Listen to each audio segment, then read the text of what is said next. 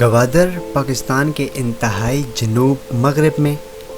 اور دنیا کے سب سے بڑے بحری تجارتی راستے پر واقع صوبہ بلوچستان کا شہر، جو اپنے شاندار محل و وقوع اور زیر تعمیر جدید ترین بندرگاہ کے باعث عالمی سطح پر معروف ہے۔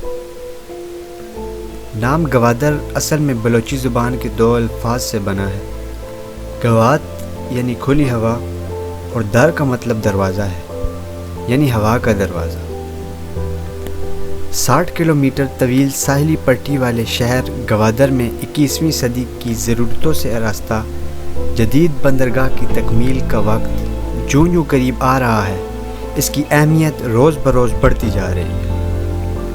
آنے والے وقت میں نہ صرف پاکستان بلکہ چین، افغانستان اور وسط ایشیا کے ممالک کی بحری تجارت کا زیادہ دار و مدار اسی بندرگاہ پر ہوگا۔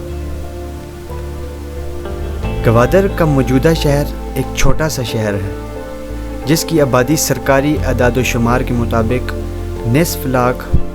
جبکہ آزاد ذرائع کے مطابق 1 لاکھ افراد پر مشتمل ہے۔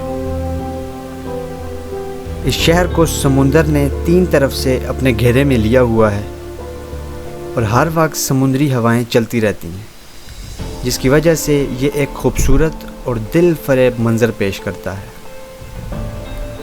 گہرے سمندر کے علاوہ وہ شہر کے ارد گرد مٹی کی بلند و بالا چٹانیں موجود ہیں۔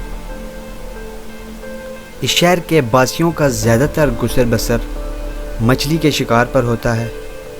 اور دیگر اقتصادی اور معاشی ضرورتیں ہمسایہ ممالک ایران، متحدہ عرب امارات اور عمان سے پوری ہوتی ہے۔ گوادر شہر مستقبل میں ایک بین الاقوامی شہر کی حیثیت اختیار کر جائے گا اور نہ صرف بلوچستان بلکہ پاکستان کا اقتصادی لحاظ سے ایک اہم شہر بن جائے گا، اور یہاں کی بندرگاہ پاکستان کے علاوہ وہ چین، افغانستان اور وسط ایشیا کے ممالک تاجکستان، آذربائیجان، ازبکستان، ترکمانستان اور دیگر روسی ریاستوں کے استعمال میں آئے گی، جس سے پاکستان کو بیش بہا محصول ملے گا۔ گوادر ڈیولپمنٹ اتھارٹی ایک چیئرمین، ڈائریکٹر جنرل اور گورننگ باڈی، جس میں 2 وفاقی وزیر، 1 صوبائی وزیر،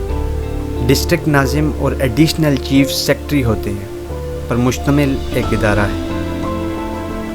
جی ڈی اے کے پلان کے مطابق گوادر شہر کا علاقہ موجودہ پوری گوادر تحصیل کے برابر ہے، اور شہر کی بڑی سڑکیں 200 فٹ چوڑی اور 4 لین پر مشتمل ہوں گی، جبکہ ان سڑکوں کے دونوں جانب 2 لین کی سروس روڈ ہوگی، اور شہر کے مین روڈ کا نام جناح ایونیو رکھا گیا ہے، جو تقریباً 14 کلومیٹر طویل ہے،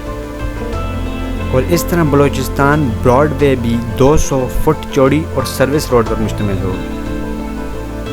اور اس کی لمبائی تقریباً 60 کلومیٹر ہے، جبکہ سمندر کے ساتھ ساتھ تقریباً 24 کلومیٹر سڑک تعمیر ہوگی، اور جو چوڑائی کے لحاظ سے جناح ایونیو کی مانند ہوگی۔ یہ سڑکیں نہ صرف ایشیا بلکہ یورپ کے بہت سے ممالک کے شہروں سے بھی بڑی سڑکیں ہوں گی۔ اب تک ترقیاتی کاموں پر تقریباً 60 سے 70 ملین روپے خرچ ہو چکے ہیں، اور وقت کے ساتھ ساتھ یہ اخراجات بھی بڑھتے چلے جائیں گے۔ شہر میں ترقیاتی کاموں میں تاخیر اور سستی کی سب سے اہم وجہ مٹیریل کا دور دراز علاقوں سے لایا جانا ہے، جیسے ریت 135 کلومیٹر سے لائی جاتی ہے،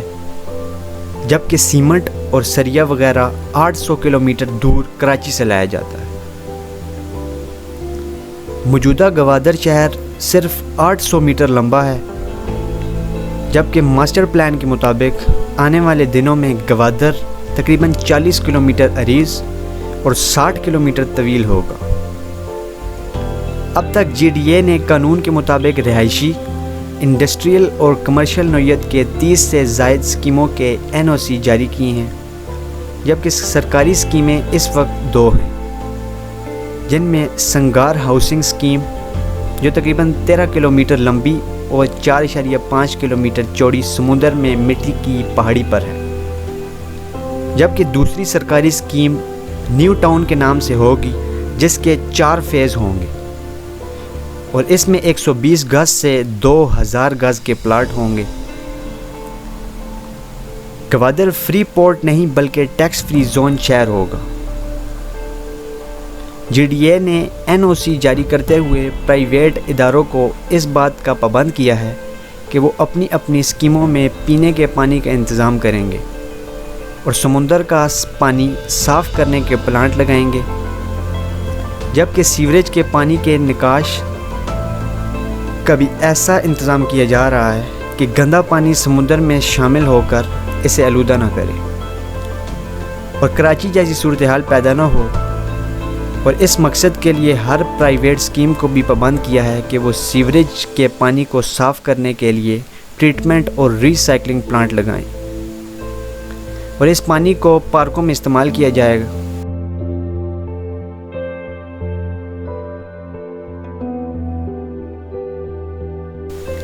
اب گوادر شہر میں آکڑا ڈیم سے پینے کا پانی آتا ہے، جو 45,000 کی آبادی کے لیے کافی تھا، مگر اب آبادی میں اضافے کی وجہ سے پانی کا مسئلہ پیدا ہو گیا ہے اور موجودہ پانی کی مقدار کم پڑ گئی، کیونکہ اب گوادر کی آبادی 1 لاکھ کے لگ بھگ ہے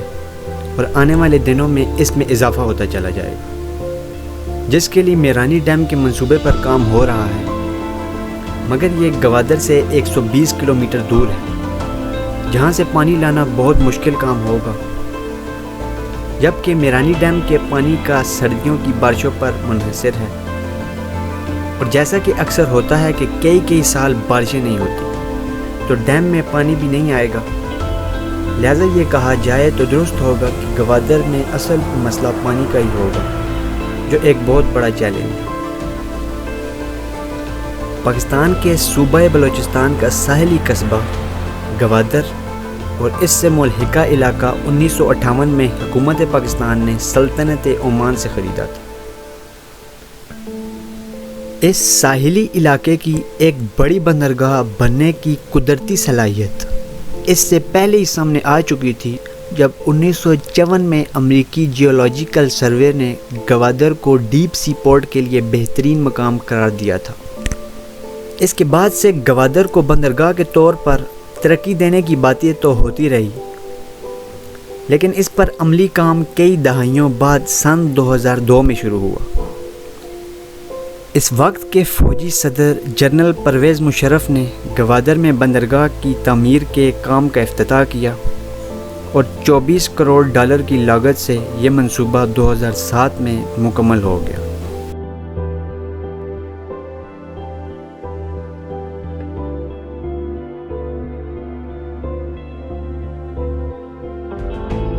نواز شریف کی سربراہی میں بننے والی حکومت نے اعلان کیا کہ چینی حکومت نے پاکستان میں اربوں ڈالر کی سرمایہ کاری کا ارادہ ظاہر کیا۔ اس منصوبے کو چین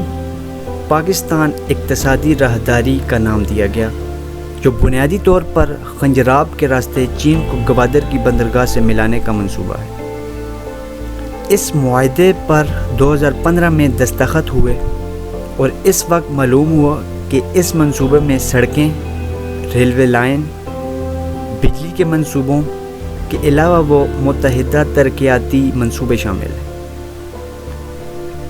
چونکہ یہ راہداری گوادر سے شروع ہوتی ہے یا ختم بھی ہوتی ہے، اس لیے گوادر اور اس کی بندرگاہ کو اس سارے منصوبے میں مرکزی اہمیت حاصل ہے۔